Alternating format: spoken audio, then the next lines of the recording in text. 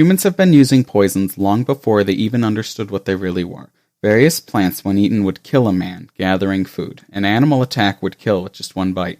Tribes would use these substances to help during hunts, but later in history, more uses would be found.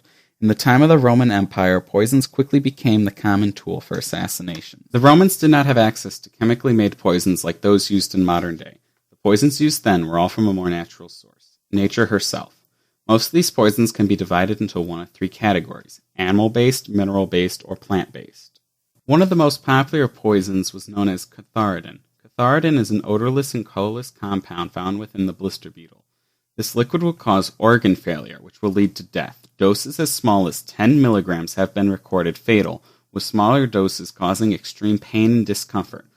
Bull's blood was often described as another popular poison.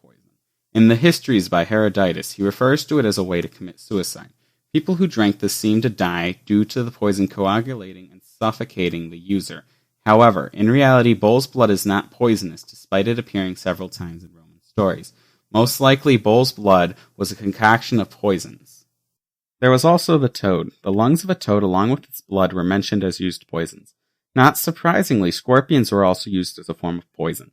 Several seafish poisons, mainly the spotted weaver and the stingrays, were also utilized along with snakes like the asp viper. The asp viper's venom can cause acute pain that leads to necrosis. The venom also can lead to death due to kidney failure. The salamander, most likely the fire salamander, was another widely used poison. Like all salamanders, the fire salamander secretes toxins all over its skin. Even touching this toxin can cause skin irritation. If ingested, the toxin will cause muscle convulsion, hypertension, and respiratory paralysis. In Roman times, the salamander was considered to be one of the most venomous reptiles, and was believed to have the ability to poison an entire well just by swimming in it. Mineral-based poisons were not only used as weapons, but occurred naturally. Due to this, many wells would become unusable. When it comes to mineral-based poisons, gypsum was a common poison. Found in modern drywall, gypsum is normally harmless, but when the rock is processed incorrectly, it will release hydrogen sulfide. On the topic of sulfur, pure sulfur rock was also often a cause of poisoning. Inhaling this will cause the victim's lungs to swell up, which can cause suffocation. Lead was very common in Rome. Lead was used in many situations besides assassinations. At the time, lead was most likely not even known to be a poison. After all, the dangers of lead weren't well known until the second half of the 1900s. However, lead was used extremely often, and these ways will be described later on. Due to the common usage, lead poisoning was not uncommon. Lead poisoning affects many organs and tissues, including the heart, bones, kidneys, intestines, and reproductive and nervous systems. Symptoms of this include abdominal pain, confusion, headache, irritability, and in severe cases, seizures, comas, and death. Since it affects the nervous system, lead has more of an impact on children, leading to learning and behavior disorders. Nightshade, on the other hand, is arguably the deadliest poison that Rome utilized. One of the reasons this plant is so deadly is that it only takes the consumption of 2 to 5 berries from the plant to kill a person. These berries not only look similar to blueberries, but the poison from these berries block the receptors and nerve cells that are responsible for the involuntary movement of the smooth muscles within the gastrointestinal tract, the urinary tract, lungs, and several other systems in the body. With these shut off, those systems will be unable to work properly and cause the body to be unable to function. Henbane is another poisonous plant that is closely related to nightshade. However, unlike nightshade, henbane is more of a psychoactive poison, meaning it causes effects like hallucinations and loss of senses. The Romans claimed the seeds of these plants would cause insanity, while the leaves would trigger a deleterious effect on the mind. Poisons had many uses in Rome. However, using them for assassinations was the largest use. One of the first Roman poisonings was revealed in a court case recorded by Cicero.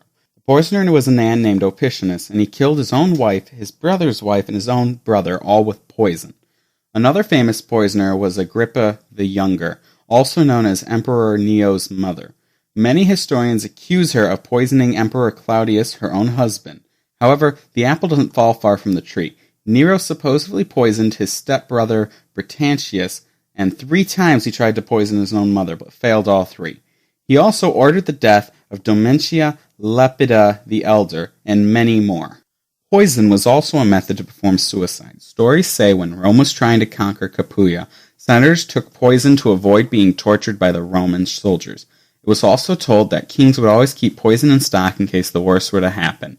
However, it would seem people who had incurable diseases would often take poison to end their suffering. Many prisoners or people accused of crimes have been recorded to have taken or have been administered poison. A woman named Martina was a notorious poison dealer, and when held in jail, she died from taking poison to avoid disclosing information. Another man named Vibulinus Agrippa supposedly took poison when tried before the court. Poison was also used in warfare. Coating a blade or an arrow with nightshade poison was not uncommon. However, it seems it was more common that the enemies of Rome used this tactic against the forces of Rome. When Alexander the Great was fighting in India, it was recorded that the enemy forces used poison projectiles coated with snake venom against them. As mentioned earlier, Romans used lead for a lot of things. The Roman pipeline that supplied water across the city was created with lead piping. Also, the vessels in which Romans would both cook food and collect water with frequently were made with lead. But the strangest things the Roman used lead for would have to be a sweetener.